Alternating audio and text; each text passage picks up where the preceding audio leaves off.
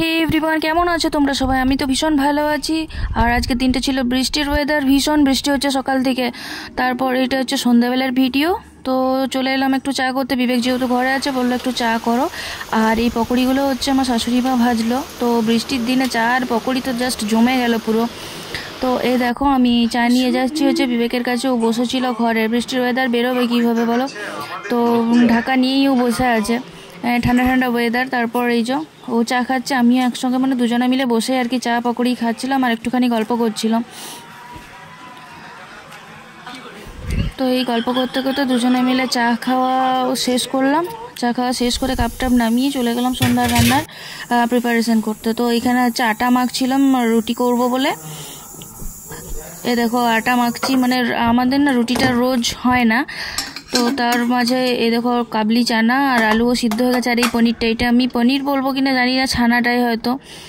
কালকে একটুখানি তৈরি করে রেখেছিলাম, তো সেইটা দিয়ে আর কি ওই কাবলি চানাটা করবো। আর এই তেলের মধ্যে হলুদ আর নুন আমি দিয়ে রেখেছিলাম আগের থেকে, যার জন্য এই কালারটা। এটা সরষের তেল না, এটা সাদা তেল। তো আমি এই পনিরগুলো একটুখানি, পনির বলবো না ছানা বলবো জানি না, তো আমি পনিরেই বলছি। এগুলো একটু ভেজে নিলাম আর কি লাল লাল করে। এগুলো আমার নিজের হাতেই তৈরি, ভালো হয়নি কিন্তু তবুও নিজের হাতে তৈরি জিনিসের তো। এই ভাজা হচ্ছিলো, ভাজা হতে হতে মানে রান্নাটাও আমি চাপিয়ে দিলাম।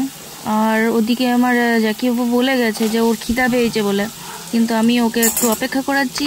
তো যে তুই বস, আর আমি একটু রান্নাটা চট করে চাপিয়ে নিই, তুই বস।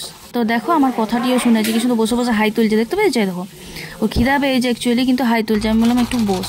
তো এই দেখো আমার রান্নাটাও মোটামুটি কমপ্লিট। পনিরটা দিয়ে দিলাম, আর পনিরটা দিয়ে আর একটুখানি ফুটিয়ে নামিয়ে দেবো। তারপর জাকিবাবু খাবার দিয়ে দেবো।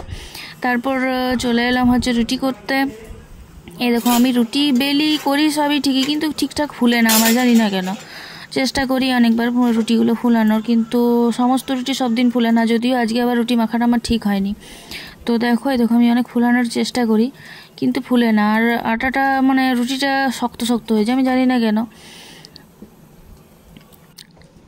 তারপর আমার খিদা পেয়ে গেছিলো, তো ওইখানে আমি আমার খাবারটা আগে খেয়ে নিচ্ছি। তো বিবেক বললো কি আমি পরে খাবো, তো আমার তো খিদা পেয়ে গেছে, সেই কারণে আমি আগে খাবারটা খেয়ে নেবো। এই দেখো আমি আমার খাবার বাড়ছি, আর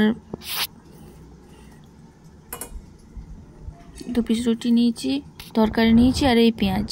বাস এই নিয়ে আমি রাত্রের খাবার খেয়ে নেবো। তোমরা কি রাত্রে খেলে একটু জানাবে। টাটা, গুড নাইট, ভালো থেকো সবাই।